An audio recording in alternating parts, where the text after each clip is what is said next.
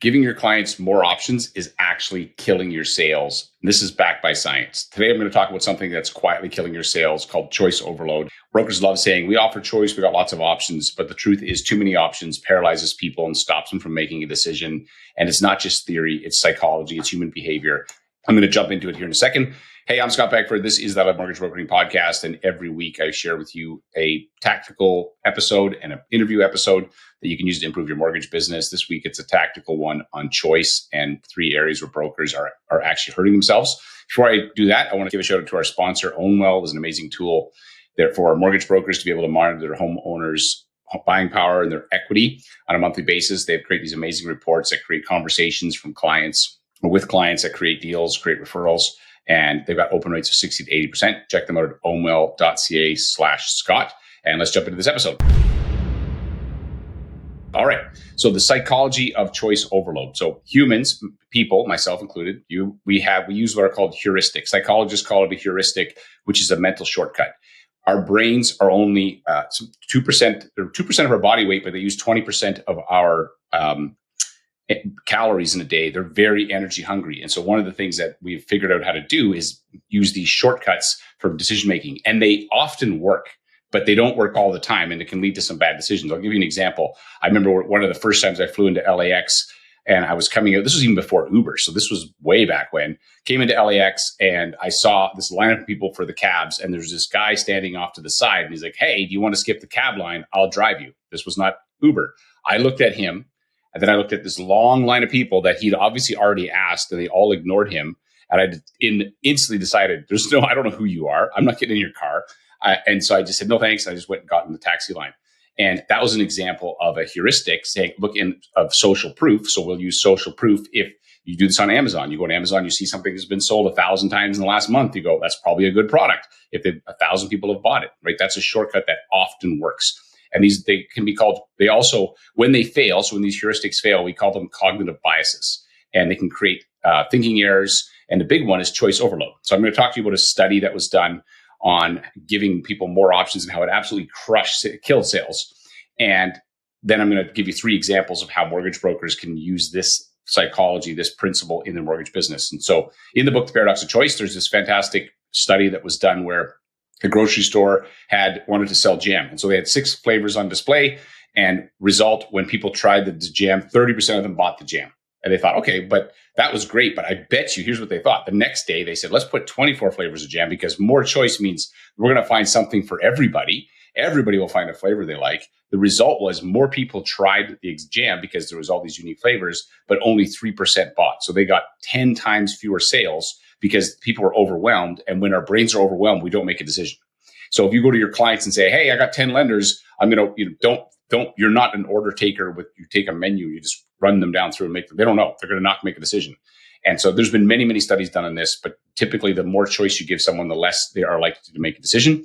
So I'm going to talk to you now about 3 ways that mortgage brokers do this and how you can apply it to your business. So the first is giving people too many options. Your job as a mortgage broker is not to recite a menu of mortgages. Hey, I got 55 lenders. Great.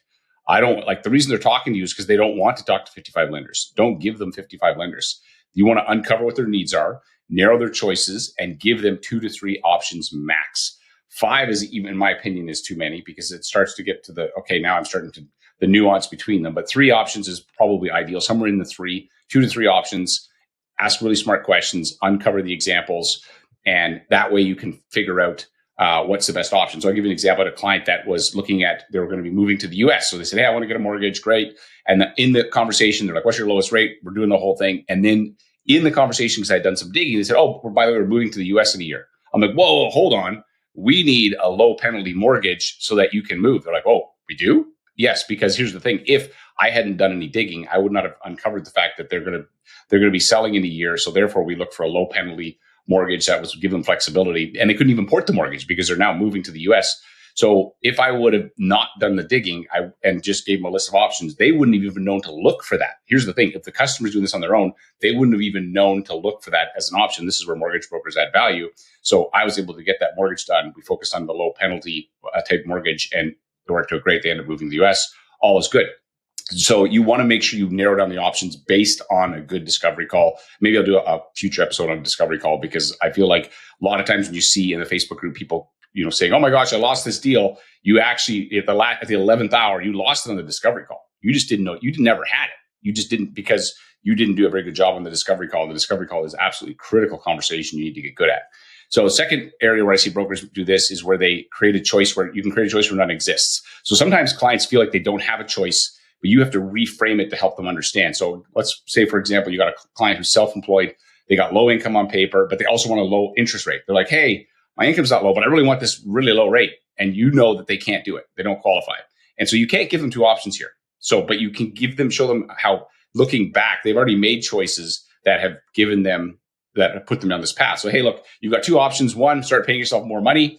Pay more, every year for the next 2 years. You're going to pay, and then do the calculations. You're going to pay, $20,000 more per year in tax. A little bit to qualify for the mortgage, or stick with your current income and go with this alternative mortgage. It's slightly cheaper and has a slightly higher rate, but has a fee attached to it. And what happens is that now they feel empowered. They're not being told that, "Hey, I have to take this mortgage." It's like, "Oh, right." And you can even frame it as, because your accountant obviously is a smart person, smart guy, smart girl, they actually set you up to pay the least amount of tax.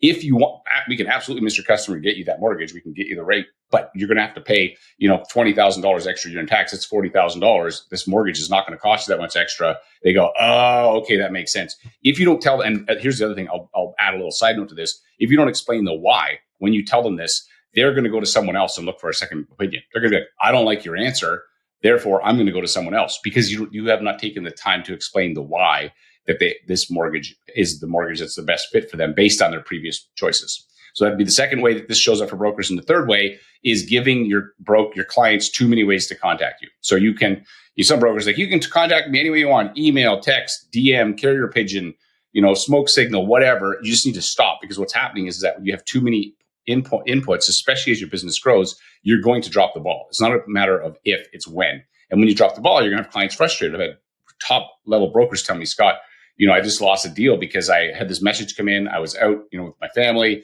didn't get into my inbox. My team didn't pick it up. And then I made a mistake, and the client now is pissed off." You need to push people in. So one of my broker friends has this great line that he's used in the past to get people to send him everything by email. And what he'd say to them is, "Hey, look, I'm not parent of the year." So here's what he'd say to them. And I love this scripting. And it was also true for him. If you don't have kids, this would be a weird thing for you to say, but he had kids. And so he'd say, "Hey, look, you know what? If you have anything to do with the mortgage," and he has no problem with people texting him, "make sure you send it by email, because half the time my kids are playing on my phone.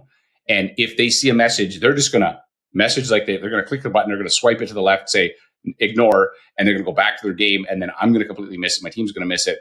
And then clients usually laugh and go, "Yeah, my kids do the same thing too." And then what happens is you're setting up a frame, an expectation that the only way to communicate about anything to do with the mortgage, any changes, any details, all of it comes through email, so that my team and I can action it right away and we don't miss anything. It creates a single point of contact, because you're giving them too many choices, and it's actually creating frustration for you and for them. So that's the idea. I'm going to do a quick recap of this. First, so humans use heuristics. These are mental shortcuts in order to save energy. Often they work. I'd say more often than not, if you're reasonably intelligent, you're using the right heuristic for the situation, but they can also lead us astray, because when that becomes it can lead to bad outcomes, basically, if you're not thinking about when to use these heuristics. And so this is why, especially the one today I wanted to talk about was choice overload.